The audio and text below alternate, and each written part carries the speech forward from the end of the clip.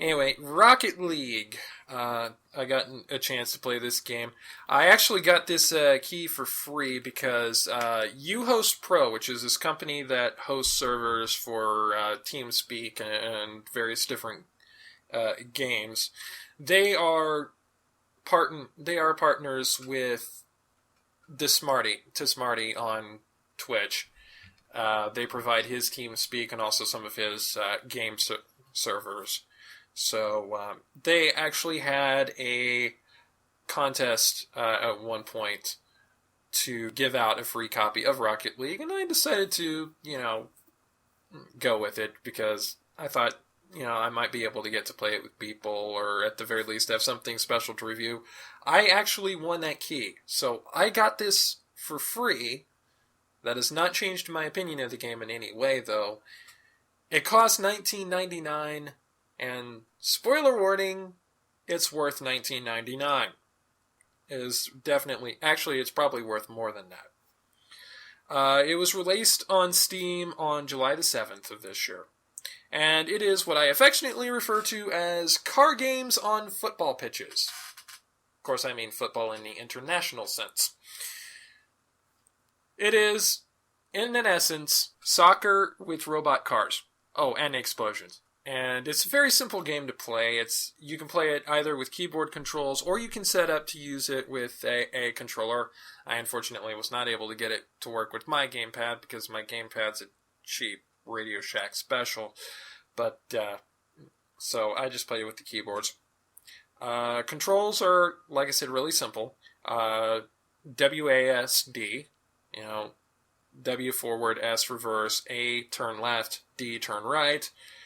Also, if you're jumped up into the air, which you can jump with the right mouse key, then you can tilt forward with the W key and tilt backward with the S key to either give yourself more or less hang time, depending on how soon you want to get back to the ground. Your left mouse button, it gives you a speed boost, which is tied to this boost gauge over in the corner. You can actually replenish that boost gauge by running over little orange pads on the fields, or by running into little orange holographic balls on the field, which instantly give you full boost meter once you collect those. And if you use the left shift key in addition to A and D, you'll do a power slide or a quick turn so that you can get right back on the ball. Speaking of the ball, if you want to actually follow it in the air, your space bar will control your camera mode. There are two modes. There is, of course, the ball mode, where, as I said, you're following the ball around. And then there's car mode, where it's just right behind your car. Each match that you play, and there are 4 types of the matches. There's a 1-on-1 duel match. There's 2 versus 2 doubles. There's 3 versus 3 standard. And then there's 4 versus 4, which is affectionately referred to as chaos. All the matches last 5 minutes long. And, of course, the object is to manage to get the giant ball into your opponent's goal. There are 2 colors, orange side, blue side. You will be picked to be on a side randomly at the beginning of the match. And, of course, you have to get your car into the opponent's goal in order to get points. That's how you win the game. But you can also get special unlockable parts and boost the capabilities of your vehicle by getting in-game points for doing various things. For scoring goals, for taking shots at the goal, for getting to the ball first on the initial face-off, for saving the ball, for getting an assist on a goal, for clearing it out of your zone, any number of things. You can get points for running into someone at full speed and demolishing them.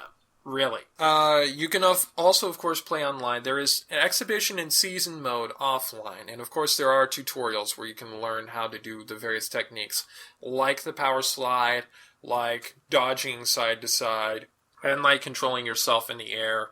But you can also play online. You can play either just regular unranked games, which can be private with friends, or just find a randomly generated match.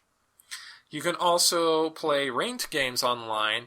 The only mode that cannot be played ranked online, and I imagine this is probably partially due to server issues, is Chaos. But you can still play that as an unranked match, though. When you go into play online, which unfortunately I was not able to do because my laptop is shit, there are 4 server regions. There are 2 for the US, West and East. There is the Europe region. And then there is Oceania, which I imagine also covers Asia. So, the Pacific Islands, probably also Asia. All in all, I would say on a ranking scale from A to F, A being the best, F being the worst, and including E just for the sake of hilarity, because the American grading system not including E is bullshit, I would give this an A. A straight up A. And A in this case stands for absolutely worth it. Whether you're paying $19.99 or whether you manage to somehow score a free Kia of it because someone was giving it out, it is definitely worth the money. And I think on Steam you can also get like a bundle deal where you can get 1 key and then like 3 other keys that you can send out to your friends. I know a lot of games on Steam do that. I think Rocket League's one of them. Pretty darn fun game, that. Honestly. I wish I could be able to play it more, but unfortunately, between my laptop being, crap and my internet here also tending to be rather crap, it just lagged way, way too much. But I don't regret getting to play what I could of it. It definitely was definitely worth it, and if my laptop could handle it, I'd definitely be playing it more often. Well, guess what? I'm actually going to be downloading it right now. Awesome. You'll be seeing it on the next Let's Play at my gaming site. Like, immediately following this recording. Awesome. Yeah, and before we start, there was that one more thing you wanted to mention, right? Verlisify? Yeah. Both David and I have done some videos on the subject already. You've probably already watched them by this point. But, recently there was some controversy regarding about the fine folks at Game Freak and TPCI working on ways to stop people who are hacking their Pokemon. All signs point to this being people who are trying to deal with people who are hacking their Pokemon and creating incredibly broken things, like... Thank you very much, Rommel, for the information, by the way. Yeah, like Mega Evolutions where there were none. But Verlisify decided to take that opportunity to go on to a crusade against people who hack Pokemon in any way, shape, or form, including those who try and make their Pokemon a little bit better balanced for competitive play, which David and I both have done. Verlisify. This guy is unfrickin' believable. This guy. And he goes on Twitter and spends an entire day just on some kind of a Twitter exchange with me, talking about how I'm being antagonistic towards him. And I'm sitting there complimenting him on half my tweets. Yeah. That's freaking hilarious. Yeah, well, if you want to know more detail about it and you haven't watched it already, David's done a video of it on Ace of Hearts Gaming. I put in my little piece of it on here on a casual vlog. Yeah, David did 3 of them. And also check out another YouTuber's side of it, MegaMasher, who's someone that David has collabed several times regarding Pokemon stuff. He's a character, MegaMasher. Yeah, and he's gonna hit it big before either one of us. I can guarantee it. Yeah, he's definitely a character. Definitely got a lot of energy about him. I will say, some of it might find his style a little more abrasive, but you can't deny his passion, and he's got good videos on his channel as well. So we want to give a little shout out to him there. Yeah, just my entire take on Verlisify, though. I know a lot of people are going to say, well, why aren't you going to yell at the guy? Aren't you going to start swearing at him? And a lot of people are wondering why I'm extremely calm about this, considering I tend to have a very hot-tempered attitude. It's my fault. No, I'm going to explain why. I'll explain why. With all of the Matthew McLaughlins, the John Hagees, and the Michael Savages of the world, you're telling me some punk kid from Seattle with a YouTube account is supposed to be this big deal talking about an issue that is, considering the world itself, relative to the world itself, irrelevant. Heck, relative to some of the issues we have in gaming in this day and age, it's not that big of a deal. Pretty much. But I'm saying, like, at the end of the day, gaming is gaming. Okay? There are many other people out there trying to change the way we run our lives. And we got some overgrown furry going on Twitter and saying, oh no, don't antagonize me, oh, come on.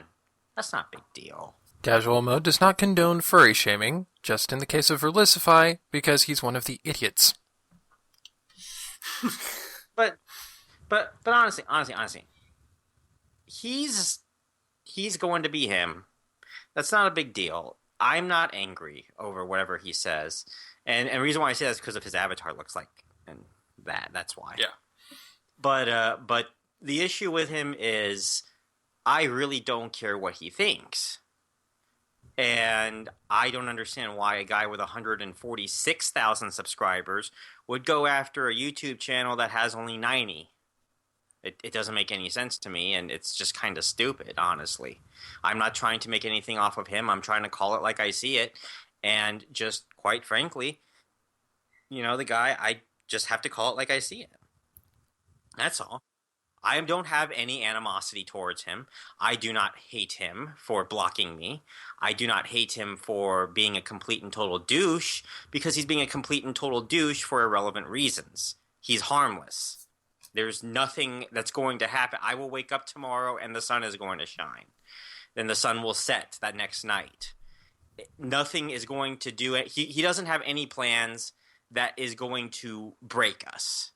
That's as far as I see it. So why should I care? And also, one final note on power saving. If power saving Pokemon was really that big of a deal, with the competitive scene having been pretty big for most of the last 2 generations, don't you think they would have done something about that already? Yeah. Now, cyber hacking, I can see why it would have taken off in recent years, because Mega Evolution became a thing. Right, and the thing is that it is sounding like, it is only on the rumor mill. Let me explain. It is only on the rumor mill that this is targeted towards cyber savers and not power savers. However, it sounds a lot more reasonable, because you're talking about people who are actively not just changing the sprites on the code, but adding new sprites and allowing them to go through to the network system, because the network can't check them because they don't have those sprites in their system. So they have a false positive there. You see what I mean? And that false positive, when they send out MegaMasher, which is what I was showing on that video, do you know what will happen on the other side? They're not going to see MegaMasher. They're going to see some dinky old thing, some out of array error, and their entire game is going to go kaplat. And also, thinking game-wise, it's like the difference between having a very fantastical universe, but this fantastical universe, you know what the rules are in this fantastical universe. And now you have this one asshole who comes in, and everything that they are doing is just completely outside of the established rules of that universe. That's what the deal is. With power saving, it's still within the rule, for lack of a better phrase, within the established rules of the game. It's still within the base code of the game as sent to us by the fine folks at Game Freak.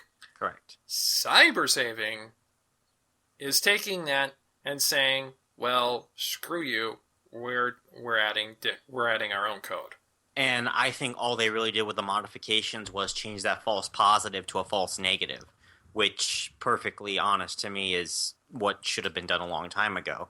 And thinking programmers code, they probably did not see this coming, that people would be able to add sprites in. So as a result, they would, since they didn't see that, they had to change the code entirely to make sure that it counts for those additional sprites and set them up as automatically rejection. That's just my theory, though. What do I know? I'm just a developer. Yeah. The thing is, like I said, power saving, if really that big of a thing, it would have been taken care of already. Because I guarantee you, it's been a thing ever since the competitive scene started getting to be a big thing. And if you don't think Game Freak knows about power saving, you're just ridiculous. They are incredibly intelligent individuals out there. I mean, we're talking about the people who, with the help of the late Satoru Iwata, managed to basically give us 2 games in 1 cartridge back in the gold and silver days. Yeah. Tell me that doesn't. I mean, yeah, they had help from one of the most notable programmers in Nintendo history, but even so, the fact that they were able to get that possible and make that playable is still an amazing accomplishment, especially in those days. Yep. So I guarantee you, Game Freak and TPCI, they know about power saving.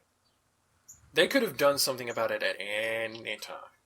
Yeah, so overall, really, whatever Verlisify is whining about, it's completely irrelevant to me, and I really think it is about cyber saving, which, relative to the game situation, is a lot more dangerous for people's for people's 3DS games, and that's my opinion. All right, one last very special Pokemon note for you all before we end the video game segment.